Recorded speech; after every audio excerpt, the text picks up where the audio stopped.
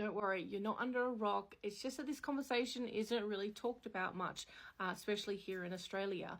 When we're talking about different types of textured hair. Now, while there can be so many different types of textured hair, there are certain ethnic groups that have a more prominent presence of certain types of textured hair. So usually quite curly hair or like afro hair are associated with the Black community. And this association has gone into that oppressive system of, okay, well, what's not considered white? And part of that hair category in the pretty privileged section of the privilege system or the caste system or the oppressive status quo system we are currently operating in, hair sits into there and it goes, well, what is not considered white?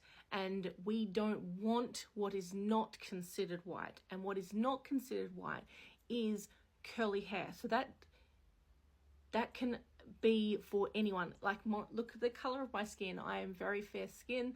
So I have white skin, but I've got curly hair. So my hair doesn't fit the category of that pretty privilege. So it is a way of categorizing people and oppressing people further, especially when they can use the category of hair to discriminate people. And I mean, you just have to hear some of the things people say about curly hair. You know, it's messy, it's unruly, it's not professional. Those kinds of things, ideologies and rhetoric are used to oppress people who have those kind of textured hair.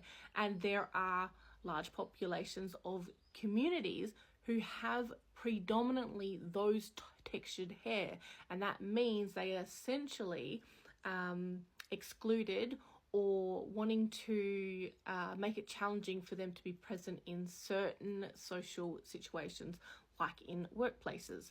So people are discriminated on their hair a lot, and they're not able to wear their hair in the cultural way they normally would. They won't also be able to use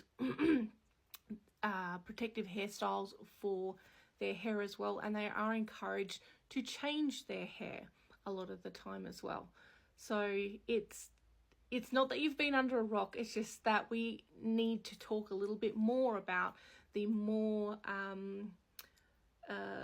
really minute or niched discussions around the privilege system and oppression and how it actually is being used in our society today.